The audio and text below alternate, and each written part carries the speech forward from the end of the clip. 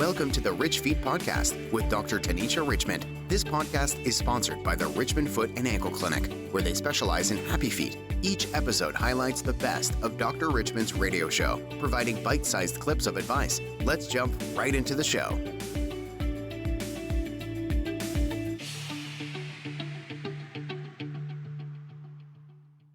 This morning, we want to say good morning to our local podiatrist and foot specialist, Dr. Tanisha Richmond. Good morning. Good morning. Good morning. How are you? Oh, I'm wonderful. It's warm outside. It is warm outside. It's gorgeous outside. I think everyone is looking forward to this day. Oh, yes. With the snow last week, yes. Isn't that interesting? That is Ohio for sure. Yes, it is. It is Ohio. This is our weather.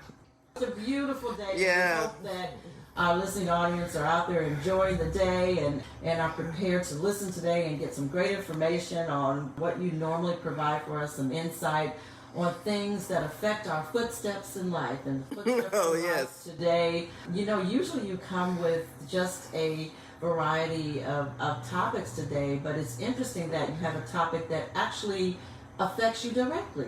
Yes, I do. You know, I haven't really talked about it much because, I have MS, which is muscular sclerosis. I was actually diagnosed in, March of 2015. Mm-hmm. So my first symptom was in December of 2014. I was in New Orleans, sitting next to my mother, watching Suits.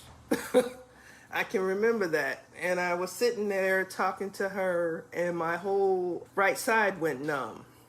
And I turned to my mother and I said, my whole right side just went numb. And she's a nurse, so she told me to smile. And my smile was correct, and people of me having a stroke. So that's why we always tell people to smile if you're having stroke symptoms, because if you smile and your smile is crooked, or half your face isn't moving, that's a sign of a stroke. So I smiled, my smile was normal, and my mom was like, you need to go see a neurologist. Well, go see your primary care doctor when you get back to Dayton. When I went back to Dayton, I saw my primary care doctor, Dr. Marlon Twyman, who's down the street at Prime Ed, and he sent me to a neurologist. I saw him once. He did a whole list of tests on me. Saw him back in a month, and I was positive with all the different tests, spinal taps, blood work, MRIs, and I was diagnosed with MS. And I started on my meds probably within a month of that visit, had a relapse on my first med, switched doctors to a neurologist at University of Cincinnati, and have been with that doc since then, and really no more problems. Well, that's a wonderful thing that you're doing well with it, but for those, Dr. Richmond, that may not be familiar with what multiple sclerosis is or MS, can you share exactly what that is and what that deficiency is? So MS is an autoimmune disorder. So in MS patients, our immune system attacks our central nervous system. So your central nervous system is from your brain down to your spine.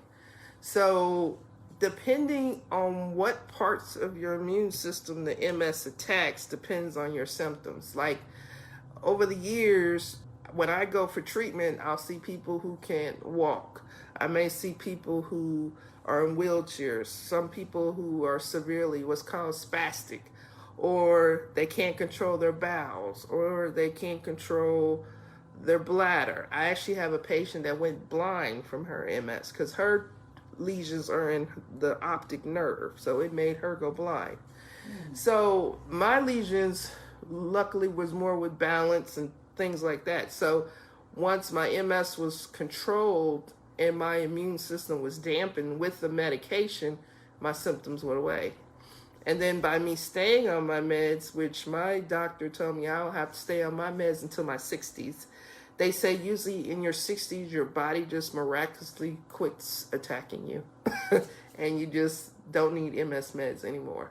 But I find in the African American community, especially the men, don't do as well. Actually, my friend, she was actually in residency here in Dayton, and then she did her residency in MS, in neurology with a specialty in MS, because her brother died from MS.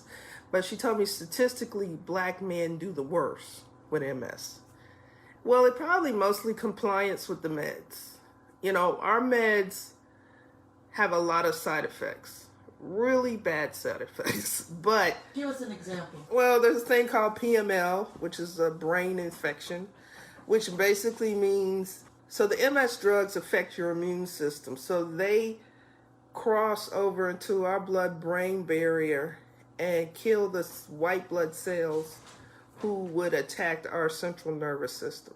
Well, PML is an infection where something has been able to cross over, like a bacteria or a virus, and because our immune system is being decreased, dampened, so it doesn't attack us, it may not attack the bacteria or the viruses, which if it gets in there, it could make you very sick or kill you.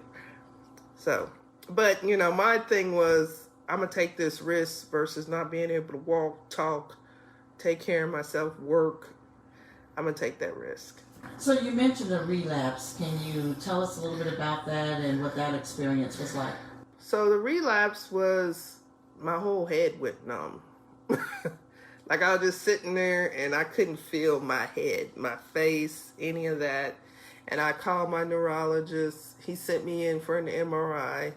He called me and sent me to the hospital after the MRI because I had a new lesion, which means it's like a new hot spot. It shows up on your MRI. And for that, they give you, either they admit you or they do it outpatient, 3,000 milligrams of steroids, IV. So they did that. That's aggressive treatment. Well, that's pretty much the treatment for when you have a relapse. It's to tamper the immune system. And turn it around quickly? Yeah, it calms it down. I mean, it's like putting a rein on a horse. It stops it. However, it has really bad side effects. So I was admitted to the hospital. I had what you call a steroid anger. Because if you hear about like the people who take steroids, abuse them, usually like the fighters, the wrestlers, they'll kill their wives, they'll kill people, it's because they're taking steroids and it affects your personality. Because in the hospital, I kept saying, I want to see a therapist, I want to see a psych, and they're like, you all right? It's the steroids. And then I'm diabetic, so my sugars were going through the roof, and they were just pumping me with insulin, trying to keep me level, because the steroids affect your blood sugar. Well, I was getting 1,000 milligrams a day. Most people, if you take steroids, you may take 1 or 2 milligrams a day. But I was getting it IV. And I think that's why he put me in the hospital, because of my blood sugars. And it was my first time ever going through that. So that was a new experience. So I was in the hospital for 48 hours.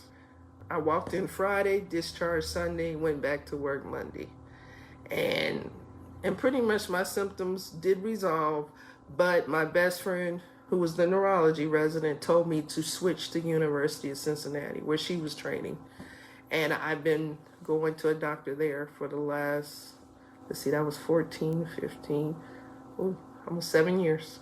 So your story, Dr. Richmond, is really remarkable. You have several medical concerns in your life that you're living in, and you balance them well. So, so many people talk about you being so transparent and sharing your story. You just have no idea how many people that you're helping. So thank you for that.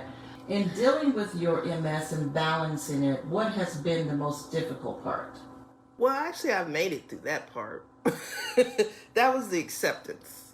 So that was the most difficult part. Yeah, it was acceptance. And then it was understanding the disease, understanding the prognosis. Because if you go with the media, if they say MS, the person's bedbound, they're in a wheelchair, they're about to die, until you live with the disease, and then you work with your doctors, you see other people, you meet other people with the same disease, you start to understand that your prognosis is not what you see on TV.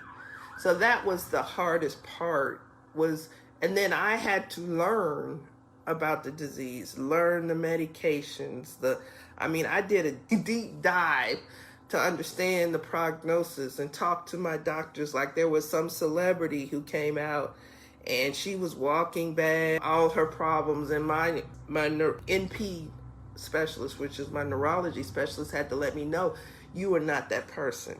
You don't know how soon she got treatment. You don't know if she took her treatment.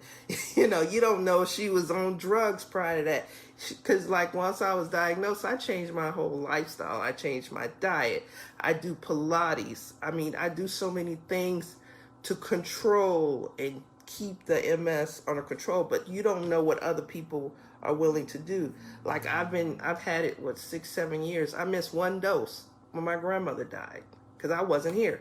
But as soon as I landed back into Dayton, I went and got my treatment. But you don't know how dedicated people are to taking care of themselves.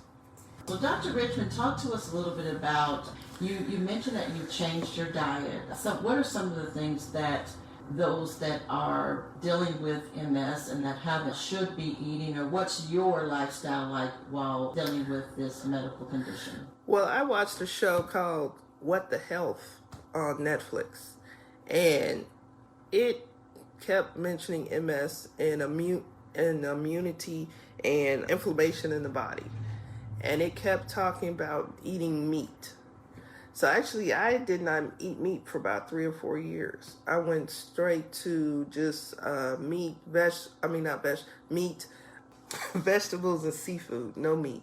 I did slowly go back into meat and I haven't had a problem, but that's one of the things I changed. I was doing massages more because one of the side effects of MS can be spasticity. I do Pilates, which is a form of exercise and physical therapy, but Pilates, you work more your core muscles, and I work one-on-one with a trainer, so I work more my core muscles, the muscles in my legs, work on balance, gait, stability, things like that. One of the things we have to do as MS patients, we take high doses of vitamin D, staying up on your vitamin D, but as an MS patient, they basically just tell you to take care of yourself. Any other health problems, you need to address that as well because your body is dealing with the MS. So if you have other health problems that are uncontrolled, it can exacerbate your MS or make it worse. So it's more just being more holistic, taking care of yourself, working on your stress relievers, finding ways to decrease your stress. When I first was diagnosed, I actually did therapy with a therapist who had MS for a couple years. So it's just, but you have to, like I talk about with diabetes, any other condition, you have to accept it. You can't deny it, you can't pray it away, but you have to accept your diagnosis. You have to take your medications, you have to do your testing, you have to keep up with your doctor's appointments, and you have to become an active member of your care. You can't sit back and blame everyone for everything that's wrong with you, especially if you're not taking your meds. And why, Dr. Richmond, have you found, because you obviously give prescriptions out for various things relative to the feet and other things. So why is it that so many struggle with taking their meds, that they don't put it into their daily plan? It's not a part of what they do. They forget, don't want to. What do you find the reason is? Most of it, I think, is just mistrust of healthcare in general. They just feel like, you just give me this drug to make money. I don't really need it.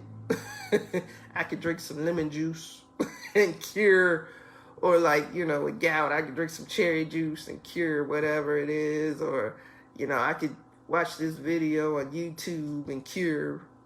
I don't need this medication. And I think most of it is still mistrust of healthcare overall, the entire system. They just feel like, I think I have more of a trust with my patients because of the relationships, but then it's also my race, because I'm African American, because I look like them. You have the trust. But when you lots of patients deal with other races, other ethnicities. And then there's also the issues of, do they have an accent? Can they understand can they understand what their physician is saying? Or does the physician explain it on a level that they can understand what they're saying? Has the physician understood that he's not talking to another physician? He's not talking to someone who went to medical school. He's talking to a person with no medical experience. So those are all the different factors that come into play. But I think a lot of it is just mistrust of just healthcare in general. So when you say mistrust, then what do you suggest, or would you suggest that they do to make sure, even though there may be that mistrust, but they still have to take care of themselves? They still have to take their meds. So what are some ways they can get through that process to at least make sure that they're okay? Talking to their doctors, talking to their nurses, reading on their own. Sometimes I say don't go to Google, but some things you can go to Google, like to learn type 2 diabetes. What is type 2 diabetes? What causes it? What treats it? And then like learning diet and things like that. I work with Diabetes Dayton here in Dayton. When patients come to me and their sugars are out of control, their A1C, I had a lady the other day, her A1C was 13. So I referred her to Diabetes Dayton for a dietitian, diabetes education. But the thing that patients have to understand, they have to learn their disease as well. They just can't expect the physician to wave a wand and cure them of their issues. They have to learn what is diabetes, what is high blood pressure. I was telling a patient that genetically, African Americans, we retain more salt. Genetically, we carry more salt, which makes us more prone to have high blood pressure.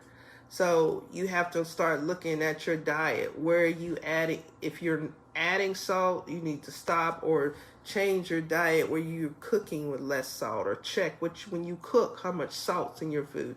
So it's things you have to do as a person.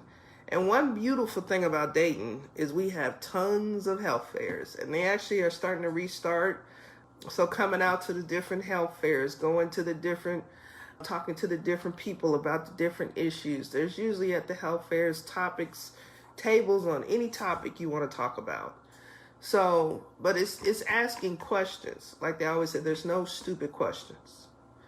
Ask the question, because the person talking to you may not understand or even know you don't understand what they're talking about. But once you ask that question, then we can rephrase it or give you some literature or send you to a site where you can do a deep dive on your own time. So, it's got to be a two-way street. You have to let us know. I don't know what you're saying.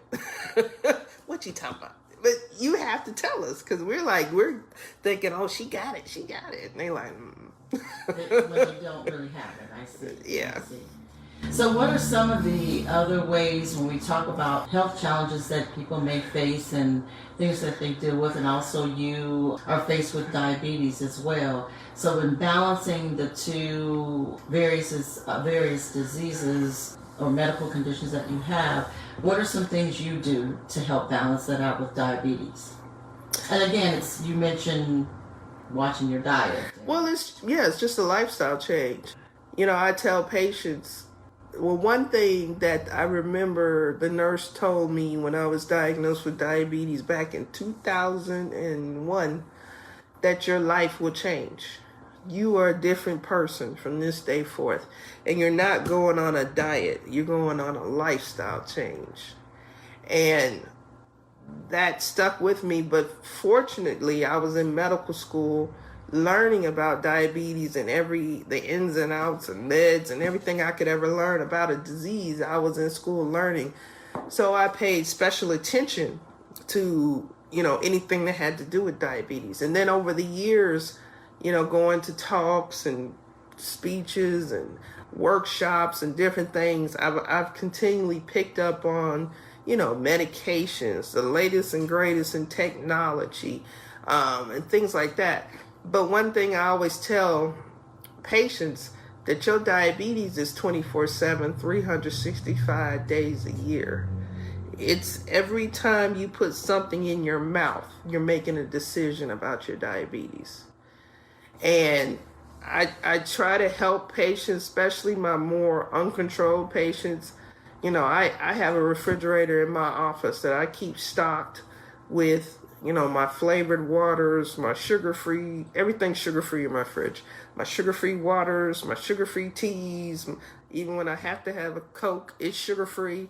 I have sugar-free candy, sugar-free treats, or lower carb treats in my office for me. So when I want something, it's easily accessible. And I tell patients that you have to switch over to sugar-free or water for what you drink. And they want to, let me run up my, no. Sugar-free. Unless you just want to drink water all day, put a little juice, put a little lemon in it. And I bet you've discovered there are some really, very tasting sugar-free treats. Oh, yes, I have them. I give them to the patients, especially when we start arguing about the sugar-free waters. I'll actually go to my fridge and give them one of my waters. And actually, one of my patients came back, and he had tried like 5 or 6 flavors. So he was so excited. The sugars were coming down, because lots of times what's raising them is what they're drinking. And they don't understand the concept that juice has sugar in it. Orange juice has sugar in it. Anything that does not say sugar-free has sugar in it. So they think they're doing good by drinking juice, but that's usually loaded with sugar. So, and then that's when I start talking to them about, have you ever talked to a dietitian? Have you ever been to a diabetes class? And that's when I try to start doing referrals. So send them to diabetes educators and dietitians. Because I understand, being a diabetic now 21 years, it's a lot to learn, but you have to learn it, because otherwise diabetes would just kill you. And I see that all the time. I actually saw one of my patients who's a diabetic. Her son was a diabetic. He died last year around Valentine's, and we were talking about him, and I was telling her, that every time I see you, I think of him. And, and we were really close friends, and he was a wound patient, so I saw him weekly, and we would, chit-chat and talk about things, and, talk about diet and trying to control his diabetes, because before he died, I think he had a heart attack, he had a stroke, he was going into kidney failure, and unfortunately for me, I know usually the path. It usually ends, with something catastrophic. But, my goal as a doctor is to keep my patients, alive. And feeling healthy and enjoying life and feeling comfortable as best as they can while they're on this earth. And keeping their feet. And keeping their feet. You gotta say what? Well, statistically, if they lose their feet, then they're increasing their chance of death too. So it's multifactorial. But my goal ultimately is to help them control their diabetes, which will help prevent all these complications. Gotcha.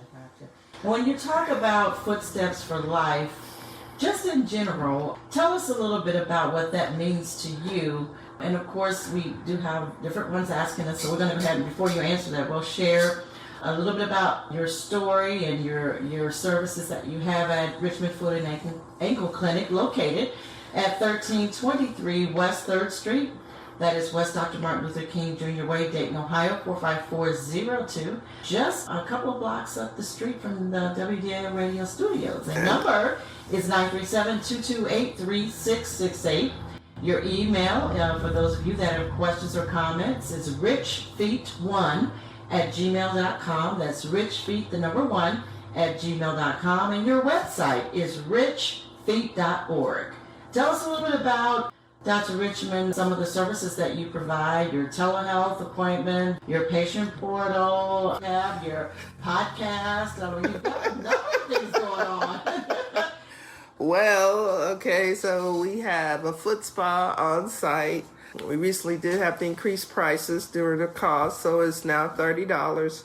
So that is a private foot spa. It's done by our medical assistants. You get your feet scrubbed, massaged with pumice stone scrub, a pumice stone massage. And then we come in, the physicians, the podiatrists will come in, trim your nails or calluses. And that's done in a private room with your own music. And then on site, we do have x-ray. We do dispense like walking boots, ankle braces, orthotics. We send out for custom orthotics as well. We do diabetic shoes on site. We do vascular studies where we'll check your blood flow on your legs, especially for our diabetics, our smokers, dialysis patients, or any patients that are complaining of swelling, cramping, Charlie horses, things like that. We do have a device called the ARP neurotherapy that treats all kinds of forms of neuropathy, numbness, tingling, burning, all forms of any form of pain. So tendinitis, things of that nature. It's covered by some insurances, not all. So you would need to call to get the complete list of insurances that it is covered. And then we also have packages if it's not covered. Let's see, we have a store on site. So we sell diabetic socks, compression socks. We have flip-flops as well as like house shoes that have orthotics built in them that you can wear around the house or wear outside that give you support while letting you have your feet out. And then we also have like antifungal toenail polish, hammer toe pads, bunion pads, bunion shields. Well, let's talk about the hammer toe pads and bunion shields, if you will. What are they designed to actually do? So the bunion shield is designed to protect the bunion in the foot, in the shoe. So like in a bunion, the bone is sticking out of the shoe. So the bunion shields are made of silicone. So when you put that over the bone, the tissue, it prevents it from rubbing. So especially like in a diabetic or someone that's got to wear like a steel toe shoe that's made out of leather, that bunion's going to rub. So that just gives it like a shield to protect it. The hammer toe pads, depending on the style, can either like straighten the toe or they can protect like the bony prominence of the toe. Like people come in, I got corns and calluses. I said, because you have a hammer toe, so it rubs. So I have shields that you can slide over the toe so it won't rub in your shoe. So I have all those different things, and I have antifungal medication for toenail fungus and athlete's foot. So is there a point, Dr. Richmond, where the bunion can get worse and protrude out further and further and further? Well, they evolve. So generally the question I ask people when they come in, well, first I look at the age of the patient. So you can have juvenile bunions. I've had kids in high school, middle school with bunions. So statistically, they gonna have a really bad bunion later in life because the body has time to evolve that bunion. So things can have more time to shift and move versus an 80-year-old with a mild bunion. I'm like, it's gonna be all right. It's not gonna change much. Or an 80-year-old with a bunion with heart disease, diabetes. No. So is it the shoes that one could be wearing that causes that bunion to form? Yes, it could be shoes and it could be genetics. It could just be your mama and daddy. Because I always say, what does your parents' feet look like? Does your mama have a bad bunion? Does your daddy have a bad bunion? And lots of times they say, well, my daddy got a bunion, but my mama don't have a bunion. Was your daddy bunion like crossing over, making crosses? No, it's not that bad. Then that's probably how bad your bunion will get. But then it could be like people who wear shoes that are too tight. Like a lot of the celebrities, they have bad feet because they're always wearing cute shoes that squish their feet. So over time, their foot has molded to those shoes. So it just kind of depends on where it's coming from. But usually the prognosis is the age of the patient. So if you're coming in your late 60s, 70s, complaining about a bunion, you statistically may only live another 20 to 30 years or less, depending on your health. Statistically, that bunion probably won't get much worse. And then we have to look at the health of the patient, because bunion surgery, you have to be put to sleep. So we have to look at you and say, okay, can you withstand anesthesia? Or can you even get clearance to be put to sleep? Because depending on your age, you have to get cardiac clearance, which means you have to be seen by a cardiologist, and they have to say it's okay for you to have surgery. So it's a lot of factors, not just saying I want it done. And then also, you have to be off your feet for 4 to 6 weeks. You have to be able to be in a house where you can get to the bathroom or you can get to your bed. You know, you have to look at things like that. So it's not just like getting your teeth pulled or something. It's more complicated than that. I see. And so when it comes to this time of year, especially on days like today, you know, many of our feet have been covered in boots and gym shoes, just covered, not aired out, not, yes. you know, able to get this beautiful air today. So many may be wearing open-toe shoes, flip-flops, and that kind of thing. Talk to us a little bit about what we should be doing now that we can air them out, so today. So you should be looking at them, looking between your toes, looking at the bottoms of your feet, especially if your feet are peeling. Look at the peeling. So in the athlete's foot, the peeling peels in circles. So it scales, and you'll have little peels of little teeny weeny circles all over your feet. Sometimes between your toes, it may become white in there, especially between your pinky toe and your fourth toe. It gets white, icky, stinky. And if it's green, you have a particular form of bacteria that we really can only kill with antibiotics. And then if you're having a lot of odor, that's another sign of, it could be athlete's foot, it could be a bacterial infection. So those are different reasons to come in, especially when we talk about the interdigital, which is the white, crusty, icky web spaces. We need to culture those and see what's living in there, because most of the time we have to put you on antibiotics and an antiviral, because you have two different creatures living in between your toes. So now it's just inspecting your feet, looking at your nails, looking at your skin, and looking between your toes to see what's going on in there. I see. So, like, when we talk about keeping the moisture, you've talked about that before, dryness that comes, especially in the wintertime. So today, should we get into the lotions? And you mentioned the Vaseline, and you even said that other kind. Crisco. I mean, but you really, Dr. Richmond, don't want them to use Crisco or lard, do you? Yeah, it's fine. Don't put it between your toes.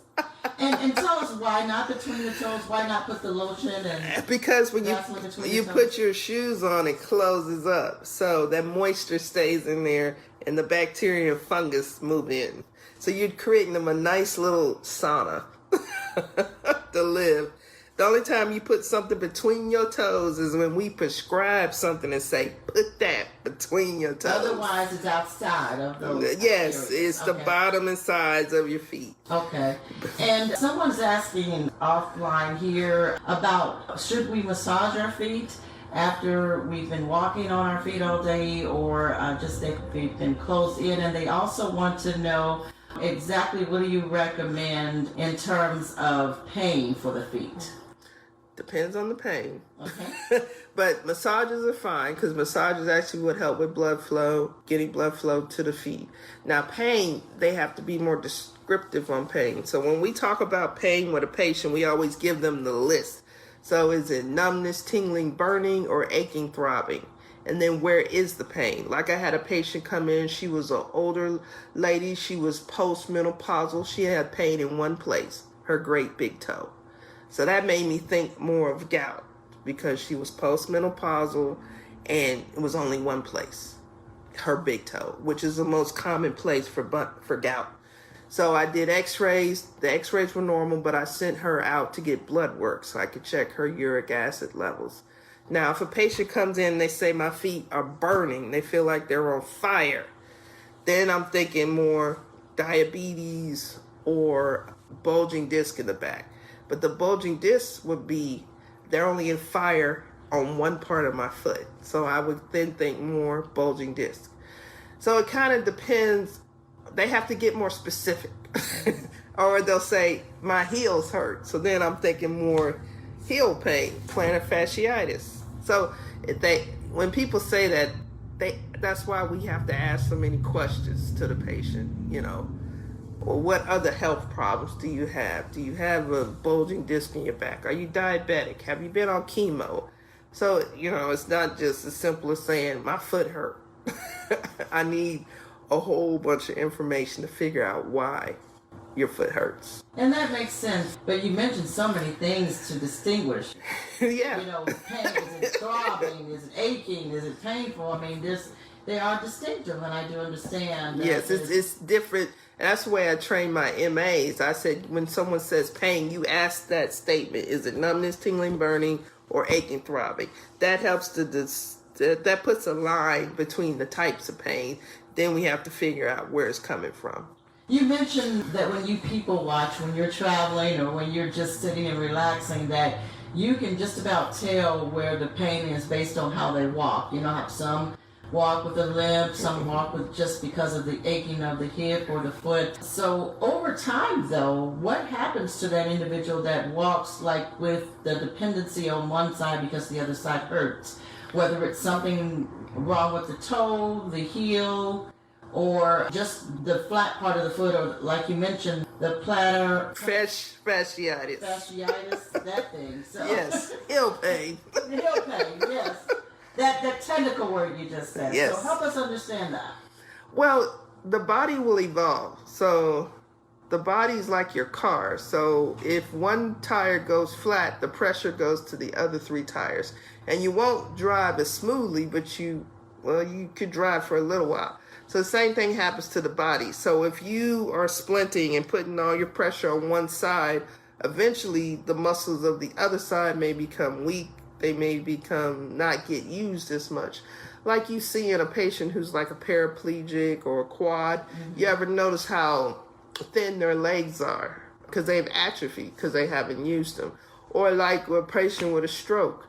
Lots of times I can tell, you've had a stroke because everything is limp on one side. They're dragging the arm, the leg, sometimes even the face is twisted. So I can tell by their gait kind of what's going on.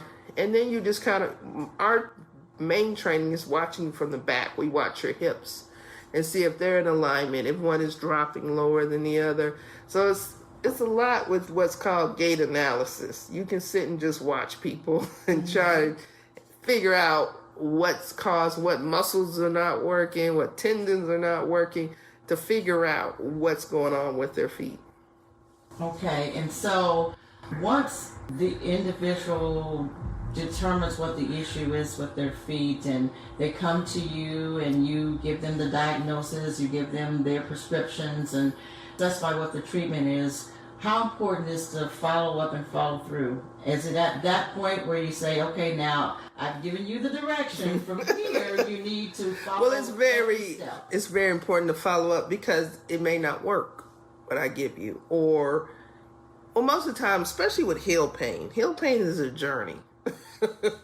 Heel pain is probably one of the longest treatment plans we have for pain. Because generally, we start off with heel pain. We'll start off with stretching. We'll give you topical pain creams. If your insurance will cover it, we'll give you orthotics, which support the tissue in your shoe, or we're discussing with you.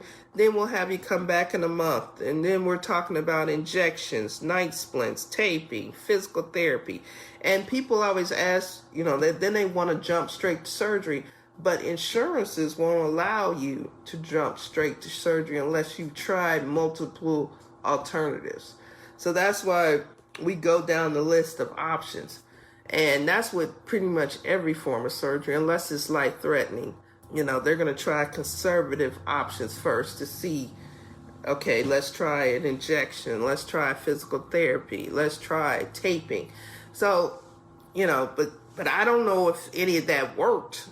If you didn't come back to tell me, okay, that didn't work, or it gave me a little bit of relief, but, I'm going to this wedding next week and I don't want to be in no pain. Well, that's a different discussion. Then you need an injection if you want to stop today.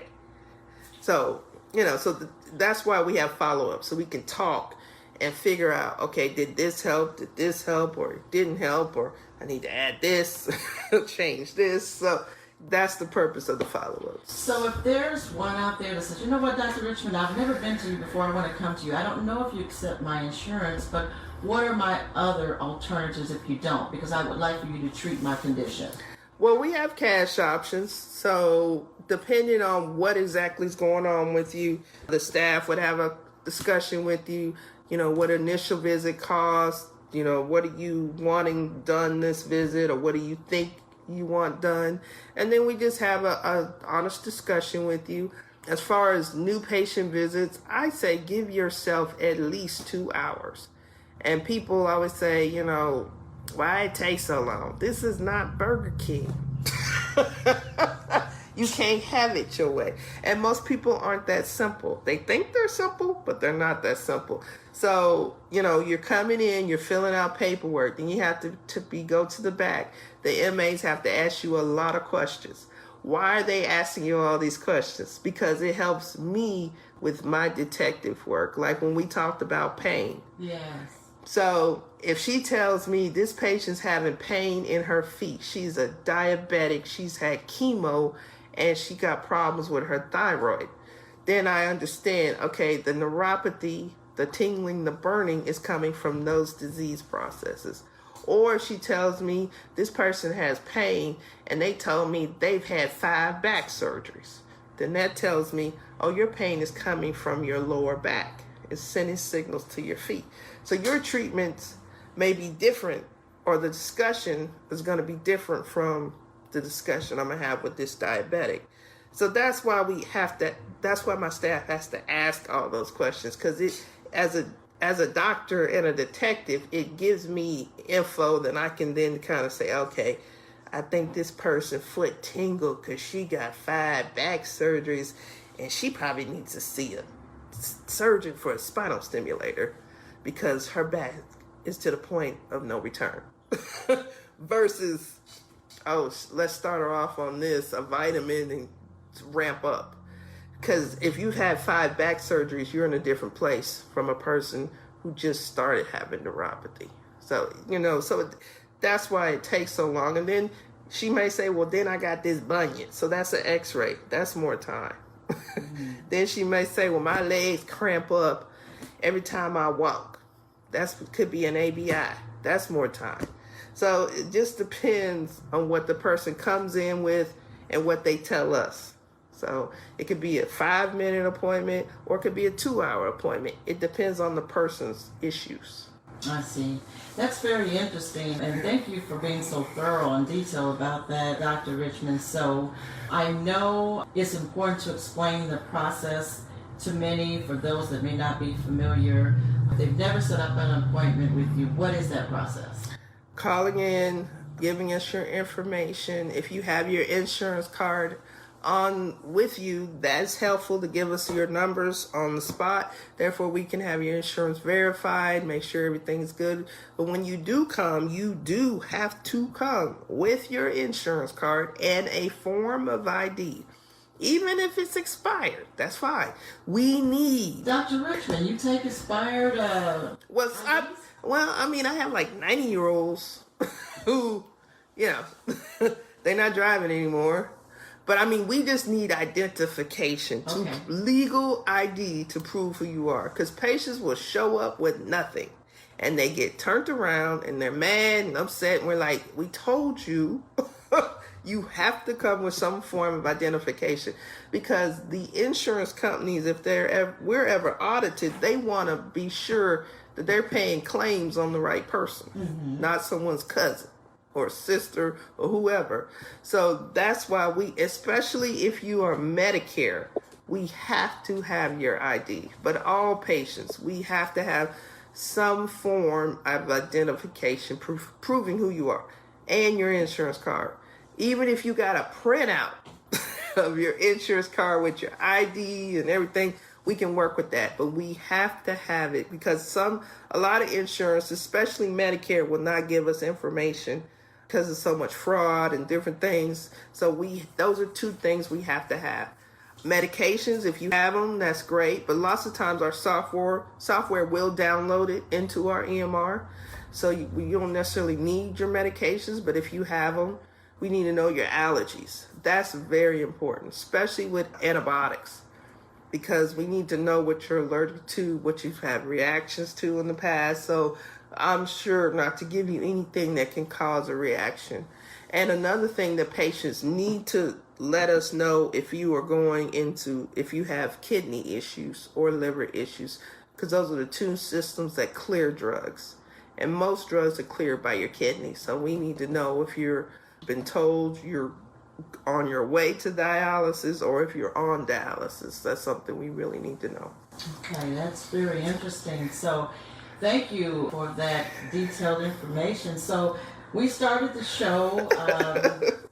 It's hard to believe that hour has Yes. come around. It goes so fast, but we started the show talking about a condition that's very familiar in the African American community, and also very real and personal with you because you actually experience and suffer and deal with and handle MS. So just in a recap, let's talk a little bit about MS and what you suggest the one to do if they were to come up with any of the symptoms that you have. So I would say if you start having symptoms, usually most people, like say, they're starting to fall, they start dropping things, you can have change in vision, but it's all neurological things. But the first thing I would say is to Google your symptoms. And then if you see you have multiple symptoms, then you need to talk to your primary care physician, or if you already see a neurologist, talk to them about it. And be diligent. If you continue to have symptoms and people aren't listening to be diligent with your care. Because I have heard of, especially women, African American women, taking years to get diagnosed. And that's what causes a lot of the long-term issues, is the time from diagnosis to treatment. I was on meds probably within 3 to 4 months of my diagnosis. And I've never not been on meds since. So, I had to be aggressive. I had to do all the tests. I had to follow up with my doctors and do all the MRIs and all the testing and all the blood work so I could give them the data so they could say, okay, stay on this med, or we going to switch it, or we going to do this. So you have to be, you have to be active in your care and aggressive and an advocate for yourself. You're your own health advocate. Yes, you have to be an advocate for yourself. All right, Dr. Richmond, we certainly thank you. You're located at 1323 West 3rd Street. Your number is 937-228-3668. You're open Monday through Friday. 8:40 to 5. All right, closed Saturday and Sunday. You enjoyed this weekend. Dr. Richmond, you will be back here in the WDAO studios in May, and that will be May the 28th. The 4th Saturday of the month. And so we will look forward to having you back then. Any closing comments? Oh, I forgot. May 7th, I will be at Indulge. I will have a table. So that's at the Montgomery County Fairgrounds. I think it's from 12 to 6. So I'll have a table from the office as well as a table of all my shirts and sweatshirts and masks. But it's going to be over 100 vendors. It's going to be an awesome thing. And it's free to the public. So they should come out and shop. No cost to get in, and you will be there. They need to come and see you. Come see us all. And shop till you drop. All right. Sounds great, Dr. Richmond. Thanks again so much. We'll look forward to having you back here on May the 28th. You enjoy this fabulous weekend. All right. We hope you enjoyed today's show with Dr. Richmond, sponsored by the Richmond Foot and Ankle Clinic. The clinic is located at 1323 West 3rd Street in Dayton, Ohio. Zip code 45402. To book an appointment, call 937-228-3668, or you can learn more at richfeet.org.